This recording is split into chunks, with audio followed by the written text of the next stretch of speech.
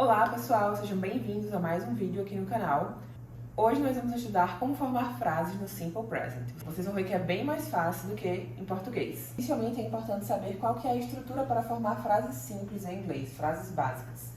Então é parecido com o português. Primeiro a gente coloca o sujeito da frase, depois o verbo e depois o complemento. Por exemplo, I like pizza. Eu gosto de pizza. O sujeito da frase é eu, I, o verbo aqui é like, que é gostar, e o complemento é pizza. Joana likes pizza, sujeito Joana, verbo like e complemento pizza.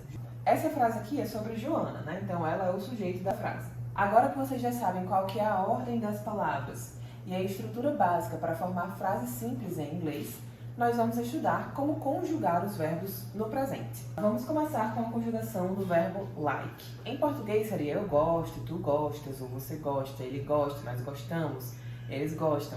Então a gente tem várias variações para o verbo, dependendo de com qual sujeito a gente combina ele, né? No inglês vocês vão ver que é bem mais fácil. A conjugação do verbo like é I like, you like, he likes, she likes, it likes, we like, they like. Então eu gosto, você gosta, ele gosta, ela gosta, ele ou ela gosta, nós gostamos e eles gostam. No inglês, vocês podem ver que o verbo praticamente não se modifica. A única modificação que a gente vai ter é a gente vai acrescentar a letra S no verbo se o sujeito for he, she, it. Ou seja, se o sujeito for ele ou ela, a gente tem que colocar a letra S no verbo. Pronto, conseguimos conjugar praticamente todos os verbos no presente simples dessa forma. A única grande exceção é o verbo to be, e a gente também tem algumas variaçõezinhas para essa regrinha que eu vou explicar para vocês depois. Mas, e se o sujeito não for nenhum desses aqui? Se a gente não utilizar esses pronomes como o sujeito da frase, como é que a gente faz para saber se a gente vai precisar acrescentar o S ou não? Bom, a gente vai analisar o sujeito da frase e vai tentar ver qual palavra dessa que seria equivalente ao sujeito. Por exemplo, the chair. The chair é uma coisa, né? Nesse caso, em inglês, seria it, né? Que é ele ou ela para animais ou coisas. Então, the chair seria equivalente a it. Então, aqui no verbo, eu vou colocar S ou não coloco? Nesse caso, the chair, the chair looks comfortable. Coloquei o verbo look aqui, que é parecer. Então, a cadeira parece confortável, tá? E eu coloquei a letra S no verbo porque a cadeira seria equivalente a it. Agora vamos lá, eu quero falar que os cachorros correm no parque. Os cachorros seriam equivalente a qual dessas palavras aqui? São muitos cachorros, né? Os cachorros correm no parque, eles são muito fofos. Usei a palavra eles para me referir aos cachorros. Eles, em inglês, é they. Então, os cachorros seriam equivalentes a they. E o they, coloca S ou não coloca? Nesse caso, não coloca, né? Então, eu não vou colocar S no verbo run. The dogs run in the park. Aqui eu quero falar que minha mãe e eu gostamos de pizza. Minha mãe e eu gostamos de pizza. Nós comemos todos os dias. Então, minha mãe e eu seria equivalente a nós. Em inglês, nós seria we. Para we, não coloca S, né? Então, minha mãe e eu, my mom and I, like pizza, sem a letra S. E aqui agora Marcos. Marcos é uma pessoa e é um homem, então seria equivalente a he, né? Seria equivalente a ele. Se eu quero falar que Marcos gosta de chocolate, eu vou usar Marcos like ou Marcos likes. Marcos likes chocolate com a letra S, porque seria equivalente a he, certo? É basicamente isso, o verbo se modifica pouquíssimo, tá? Mas se o sujeito da frase for he, she, it ou equivalente, né? Então, a gente vai precisar colocar o S nos verbos, ok? Agora, a gente vai ver algumas variaçõezinhas a esta regra, porque às vezes a gente não coloca apenas a letra S. Às vezes a gente precisa colocar a letra E e a letra S. Como eu falei, pessoal, às vezes a gente não acrescenta apenas a letra S. Às vezes a gente vai precisar acrescentar E, S no final dos verbos. Então, quando isso vai acontecer? Quando as palavras terminarem com O, SH, CH, X ou S. Por exemplo, a gente tem o verbo fix, que é consertar, que termina com a letra X. Então, se eu quero falar ele conserta o telhado, eu vou ter que colocar ES, né? Então, he fixes the roof. He fixes the roof. Aqui a gente tem a palavra go, né? O verbo ir, que termina com a letra O. Então, se eu quero falar que ela vai à escola, eu tenho que escrever she goes to school com S. Aqui a gente tem o verbo watch, que é assistir. Então, se eu quero dizer que ele assiste TV, eu tenho que falar e escrever he watches TV com S. A nossa segunda exceção são palavras que terminam em Y e tem consoante antes do Y. Por exemplo, a palavra study termina com Y e antes do Y tem a consoante D. A palavra try termina com Y e antes do Y tem a consoante R. Nesses casos, a gente vai remover a letra Y e acrescenta I, E, S. Então, studies vai virar study, vai virar studies com IS. E try vai virar tries com IS. E o play, será que eu aplico essa regra aqui no verbo play também? Nesse caso, não, porque antes do play tem uma vogal, não é consoante. Então, o play continua a mesma coisa. Só acrescento o S normalmente, que nem nos outros casos. Lembrando que isso tudo aqui é apenas quando o sujeito for he, she, it ou equivalente. A última regrinha e última exceção é com o verbo have. O verbo have, em inglês, significa ter. É um verbo muito utilizado. E quando eu falo ele ou ela tem, a gente vai usar a palavra has, tá? Então, haves não existe, tá? Não existe haves com esse aqui.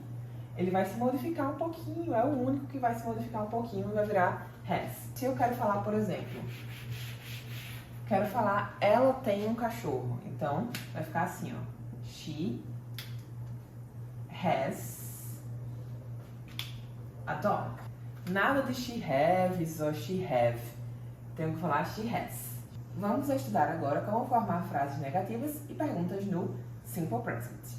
Para isso, a gente vai precisar da ajuda do do e do does. Eu vou usar o does para he, she, it. E eu uso o do para I, you, we e they.